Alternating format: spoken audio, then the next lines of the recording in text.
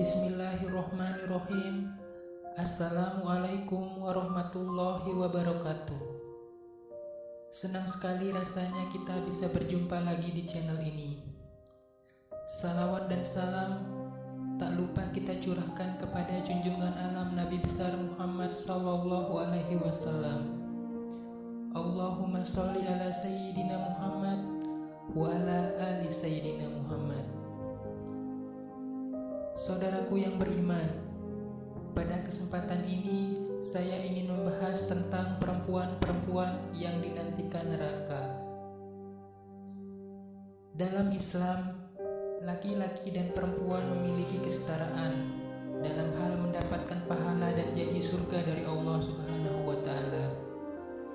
Artinya, baik laki-laki dan perempuan jika ia beriman kepada Allah dan tidak menduakan atau berbuat syirik kepada Allah, maka mereka akan mendapatkan tempat terbaik di akhirat, yakni surga. Laki-laki dan perempuan memang diciptakan untuk saling mengisi dan berbagi dalam hal kebaikan di dunia ini. Keduanya mendapatkan porsi dan posisi sesuai tabiat dan karakternya. Laki-laki ditakdirkan oleh Allah Subhanahu wa Ta'ala menjadi pemimpin, sedangkan perempuan diciptakan untuk menemani kepemimpinan laki-laki, menjadi istri dan ibu di dalam keluarga, dan menjadi pribadi yang baik di masyarakat. Dalam perjalanannya, perempuan juga menjadi sasaran yang paling utama bagi iblis untuk menggodanya, sehingga Rasulullah pernah memberi peringatan bahwa fitnah yang ditakutkan Nabi Muhammad dari keturunan Bani Adam adalah fitnah perempuan. Di akhir hayat, Rasulullah bahkan menyebut wanita sebagai isyarat bahwa wanita itu harus dilindungi, dijauhkan dari maksiat, karena diri wanitalah akan berkembang berbagai macam fitnah. Bahkan Rasulullah pernah mengabarkan bahwasanya mayoritas penghuni neraka adalah perempuan. Dari Imran bin Husain, Rasulullah SAW bersabda, "Aku diperlihatkan surga. Aku melihat kebanyakan penghuninya adalah kaum fakir. Lalu aku diperlihatkan neraka. Aku melihat kebanyakan penghuninya adalah wanita." Dengan berbagai fitnah dan keburukan akhlak, ulama memberikan klarifikasi atau golongan tentang keburukan yang menimpa perempuan. Ada beberapa golongan perempuan yang akan diusir dari surga dan berakhir di neraka, dan mereka bahkan tak diizinkan mencium harumnya surga. Padahal begitu dahsyatnya surga dapat tercium sejauh 70 tahun jarak perjalanan. Mengapa perempuan? Apa yang salah dengan perempuan sehingga banyak yang masuk neraka? Penyebab sedikitnya kaum perempuan yang masuk surga adalah hawa nafsu yang mendominasi pada diri mereka, kecondongan mereka kepada kesenangan-kesenangan dunia, dan berpaling dari akhirat karena kurangnya akal mereka dan mudahnya mereka tertipu dengan kesenangan-kesenangan dunia yang menyebabkan mereka lemah untuk beramal.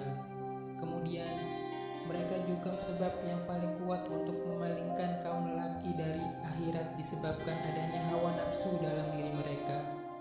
Kebanyakan dari mereka memalingkan diri-diri mereka yang selain mereka dari akhirat.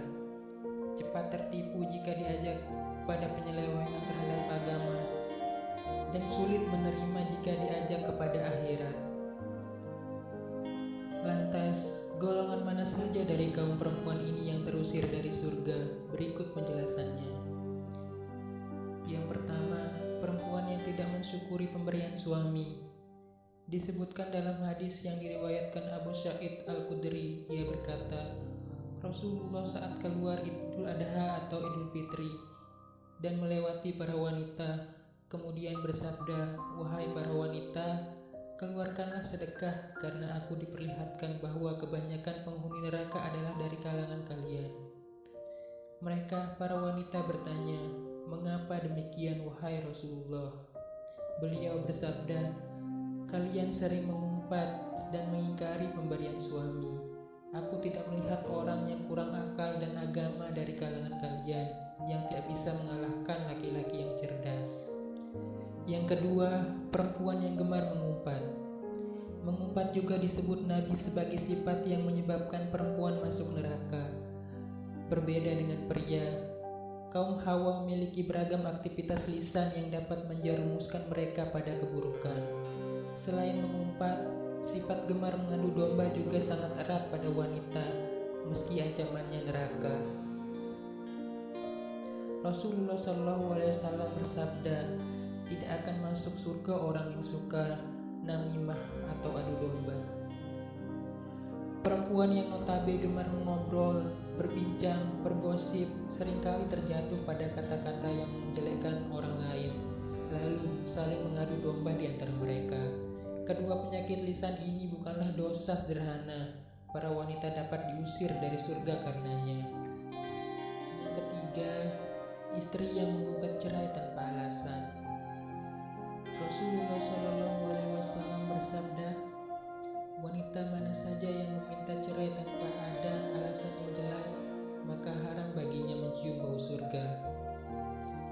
Saat sudah berumah tangga, sangat mudah bagi perempuan untuk menginginkan perceraian, mengingat kondisi perempuan yang sangat perasa dan mementingkan hati ketimbang akalnya. Namun jika memahami hadis ini, maka seorang muslimah pastilah berhati-hati agar ucapannya tak mendahului perasaannya. Keempat, perempuan yang berpakaian tipis dan ketat. 3 golongan perempuan berikutnya terangkum dalam hadis riwayat Abu Hurairah. Rasulullah SAW bersabda, ada 2 golongan penghuni neraka yang belum pernah aku lihat. Pertama, suatu kaum yang membawa cambuk seperti ekor sapi. Dengannya ia memukuli orang. Kedua, wanita-wanita yang berpakaian tetapi telanjang. Mereka berlenggak-lenggok dan condong dari ketaatan. Rambut mereka seperti pundak unta yang miring. Mereka tidak masuk surga dan tidak akan mencium baunya. Padahal sesungguhnya bau surga itu tercium dari perjalanan sejauh ini dan ini. Kelima, perempuan yang memakai wewangian dan berlenggak-lenggok. Dalam hadis di atas juga disebutkan, mereka para wanita berlenggak-lenggok dan condong dari ketaatan. Imam An-Nawawi menjelaskan ada 3 tafsiran mengenai maknanya. Pertama ialah perempuan yang tidak taat kepada Allah dan mengajarkan hal tercela. Kedua, wanita yang bergaya lenggak-lenggok layaknya wanita yang nakal. Adapun yang ketiga yakni wanita yang keluar rumah dengan memakai wewangian dan berjalan sambil menggoyangkan bahunya. Keenam, perempuan yang kepalanya seperti punuk unta. Sebagaimana hadis di atas, Rasulullah SAW menyebutkan, perempuan yang tidak akan masuk surga, bahkan tak diizinkan mencium harumnya, ialah mereka yang rambutnya seperti punuk unta. Maksudnya inilah kata Imam An-Nawawi. Perempuan tersebut memperbesar kepalanya dengan mengumpulkan rambut di atas kepalanya seperti memakai sorban. Ketujuh, perempuan yang mengaku marga selain dari ayahnya. Rasulullah SAW bersabda, barang siapa mengaku keturunan dari orang lain yang bukan ayahnya sendiri, maka ia tidak akan mencium bau surga. Padahal bau surga telah tercium pada jarak 70 tahun atau 70 tahun perjalanan. Kedelapan, perempuan yang menyemir rambut. Golongan wanita berikut yang akan diusir dari pintu surga tidak bisa memasukinya, bahkan tidak bisa mencium bau harumnya, ialah mereka yang menyemir rambutnya dengan warna hitam. Dari Abdullah bin Abbas, Rasulullah SAW bersabda, pada akhir zaman nanti akan ada orang-orang yang mencat rambutnya dengan warna hitam, seperti warna mayoritas dada merpati. Mereka tidak akan mendapat bau surga. 9. Istri yang tak taat pada suami. Suami adalah surga dan neraka bagi istri. Seorang istri yang taat pada suaminya, jaminannya adalah surga. Hal ini berlaku sebaliknya. Istri yang tak taat pada suami, maka akan mendapatkan hukuman neraka. Al-Husain bin Misan pernah berkisah tentang bibinya. Suatu hari, sang bibi pernah menemui Rasulullah untuk sebuah keperluan. Setelah urusannya selesai, Rasulullah bertanya kepadanya, "Apakah engkau sudah bersuami?" "Apakah engkau sudah bersuami?" Bibi Al-Husain menjawab, "Sudah." Rasulullah bertanya lagi, "Bagaimana sikap engkau terhadap suamimu?" Ia menjawab, "Aku tidak pernah mengurangi haknya kecuali dalam perkara yang aku tidak mampu." Rasulullah lalu bersabda, "Perhatikanlah pergaulanmu dengan suamimu, karena suamimu adalah surga dan nerakamu." Ke-10. Perempuan yang menyerupai lelaki. Dari Abdullah ibnu Umar, Rasulullah Shallallahu Alaihi Wasallam bersabda, "Ada 3 golongan yang tidak akan masuk surga, dan Allah tidak akan melihat mereka pada hari kiamat kelak. Yang pertama, anak yang durhaka kepada kedua orang tuanya. Kedua, wanita yang berperilaku seperti lelaki. Dan ketiga, dayus atau kepala keluarga yang tidak memiliki kecemburuan terhadap keluarganya dengan membiarkan kemaksiatan di tengah-tengah mereka." Golongan wanita terakhir yakni mereka yang berpenampilan layaknya pria, bahkan kelak tak akan dipandang oleh Allah. Dilempar ke neraka saja sudah begitu perih, apalagi tak sudi dilihat oleh Ya Roh yang agung, na'udzubillah.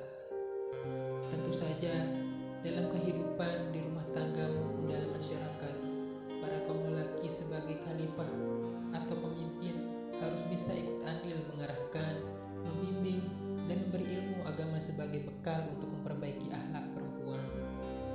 Para lelaki harus menjadi sosok salih, beriman, takwa, taat kepada Allah, dan memiliki akhlak terpuji